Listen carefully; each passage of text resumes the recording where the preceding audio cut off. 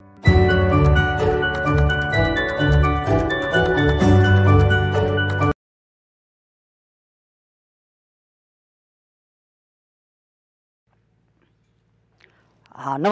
शेतकरी बंधूंनो, मी पांडुरंग गावडे, मुक्काम पोस्ट येडगाव। माझी येडगाव येथे कुकडी ॲग्रोटेक नर्सरी आहे। साधारणपणे 2012 साली दसऱ्याच्या मुहूर्तावर मी या नर्सरीचं छोटंसं रोपटं लावलं।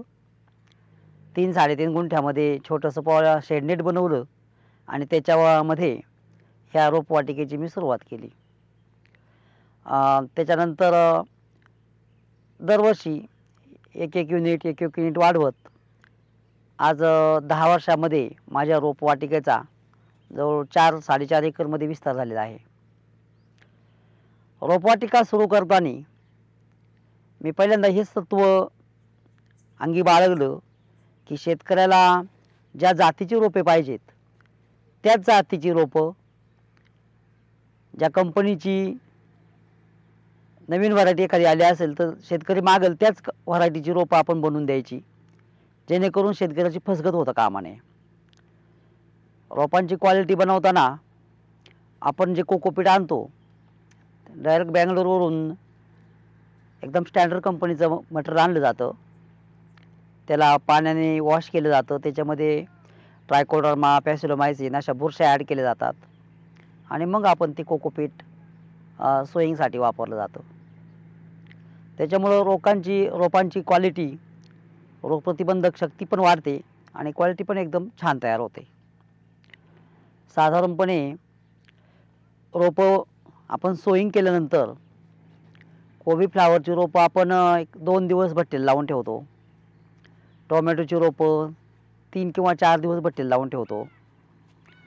झेंडूची रोपं 2 दिवस भट्टीला लावून ठेवतो। त्याच्यानंतर मग ती आपण व्यवस्थित पॉली हाऊसमध्ये पांगवली जातात।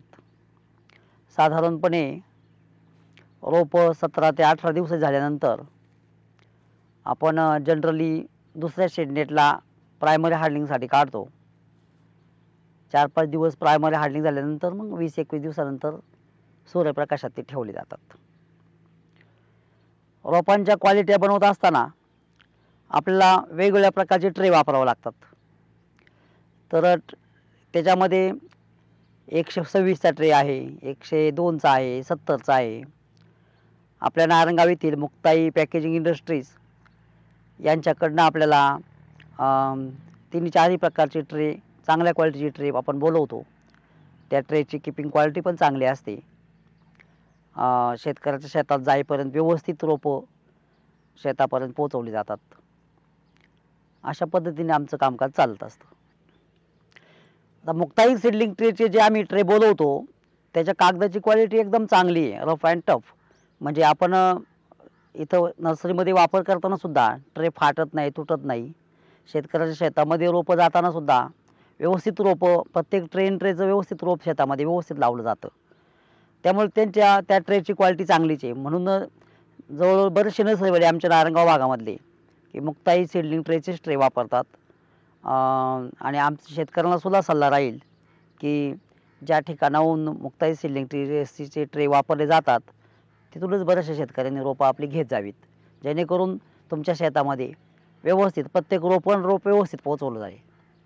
अशा पद्धतीने योग्य हार्डनिंग केलेली चांगली मॅच्युअर रोपं लावल्यानंतर शेतकऱ्याचा सुद्धा अनुचितच फायदा होतो।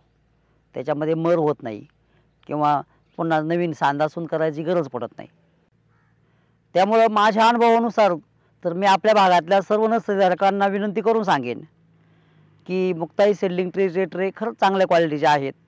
सर्वांनी अवश्य ते वापरावेत आणि लोकांना चांगली सेवा द्यायचा प्रयत्न करावा। धन्यवाद।